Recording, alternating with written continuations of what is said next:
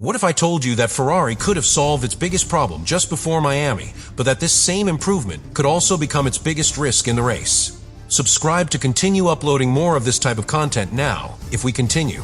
Because what Ferrari is preparing is not a simple update. It is a desperate move, a complete accumulated package that changes the DNA of the SF26 at the most critical moment of the season, all to correct a weakness that is costing them tenths in each straight, and that could define whether they continue in the fight or are completely left out.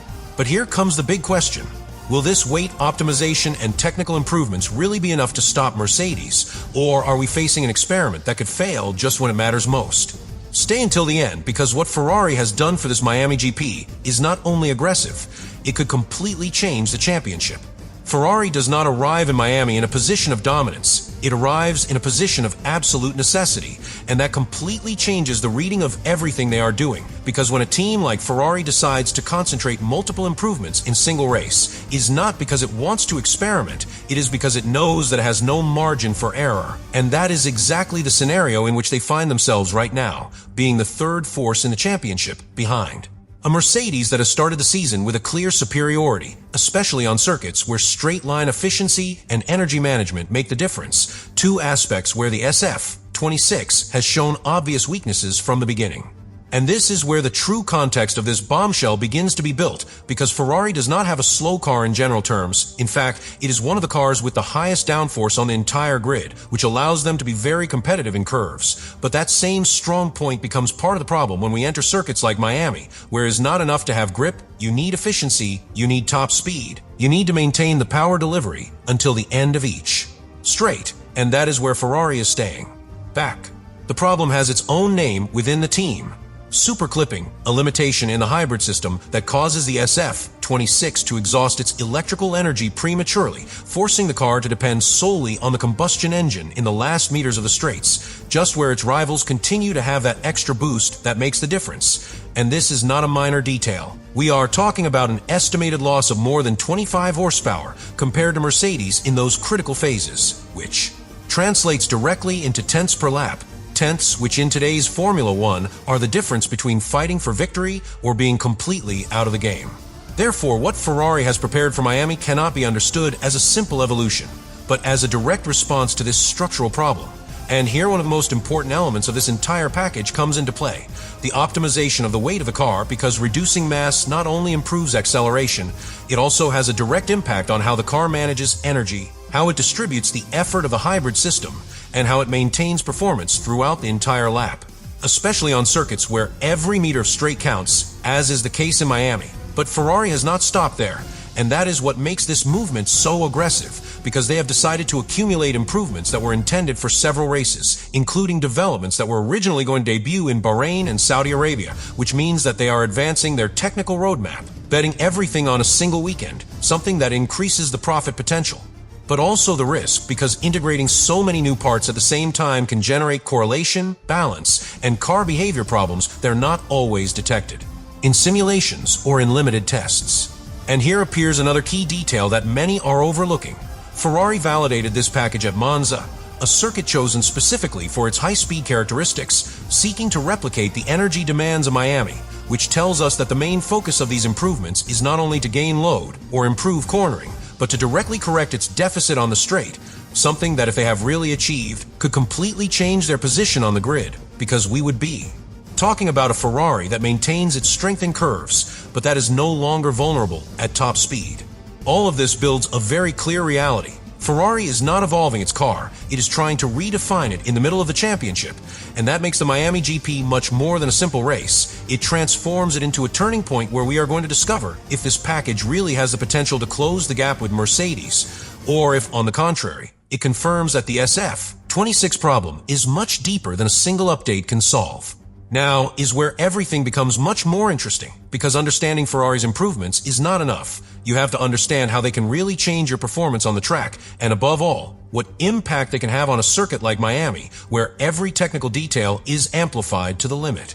Ferrari has designed this package with a very clear idea: not only improve the car, but correct its behavior in real racing conditions. And that means directly attacking the interaction between aerodynamics, weight, and energy management, three factors that until now were not working in perfect synchronization in the SF26, because the problem was not only losing speed on a straight line. It was how the car got to that point, how it consumed its energy, how it distributed the load, and how that affected the performance lap after lap. Something that in simulation can seem controlled, but in the race it becomes a chain of consequences that ends up penalizing the total time. Ferrari's new approach revolves around something much deeper than it seems, making the car more efficient in each phase of a lap. And this is where the redesign of the ground comes into play, because it is not just about generating more load, but about doing it in a more stable and predictable way, allowing the car to maintain a constant balance without demanding so much from the hybrid system, which indirectly helps to delay that dreaded super clipping that is affecting them so much. And this point is key, because if they manage to maintain the energy for longer time, they not only gain speed on the straight, they also improve their defense and attack capacity, something vital in an urban circuit like Miami, where overtaking is not easy. But here appears the real risk of all this movement. Integrating so many improvements at the same time can completely alter the car's operating window, and that means that Ferrari could find itself with a car that is faster in theory, but much more difficult to tune in practice, because each change in the ground affects the aerodynamic flow, the balance, tire wear, and the way in which the drivers can extract performance in qualifying and in the race. And when you have no margin for error, any small deviation can cost you key positions on the grid, or even compromise the complete weekend strategy. Furthermore, there's a factor that makes all of this even more critical. Miami is not just any circuit.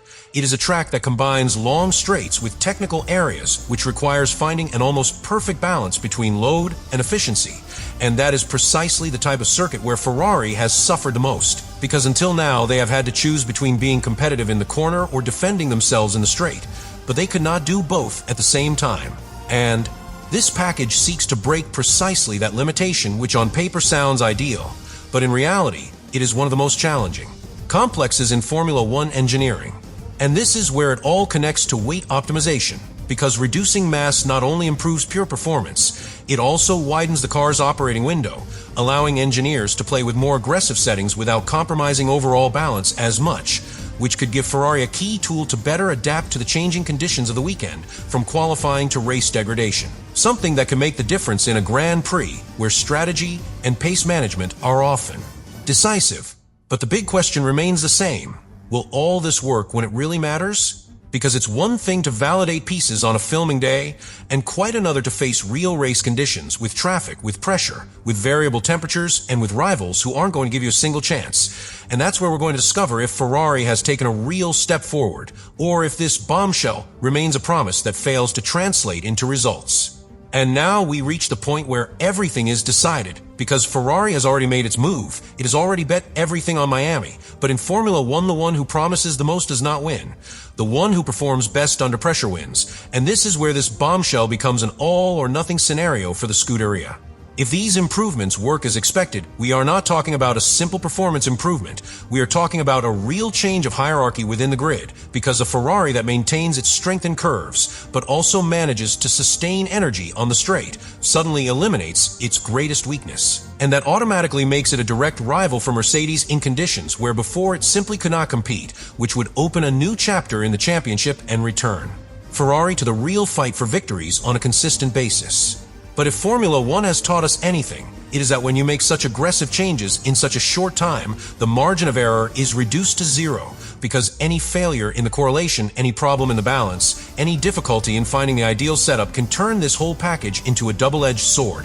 A car that in theory is faster, but that in practice is more unstable, more unpredictable, and much more difficult to squeeze out in qualifying and in the race, just at the moment where every detail counts. And this is where the human factor comes in, because it not only depends on the car, it depends on how the drivers are able to adapt to this new behavior, how the team manages the strategy, how they react to unforeseen situations, because Miami does not forgive mistakes, and when you are fighting against teams that already have a solid and proven package, any doubt or inconsistency can leave you out of the fight in a matter of laps. The most shocking thing of all is that Ferrari has no immediate plan B. They have advanced their development, they have concentrated resources, they have taken calculated risks, but risks nonetheless. And that means that the result of this Grand Prix can set the course of their entire season. Because if they get it right, they not only close the gap, they change the narrative, regain confidence, and position themselves as real contenders. But if they fail, they will not only lose ground, they will also have compromised their ability to react for the next races.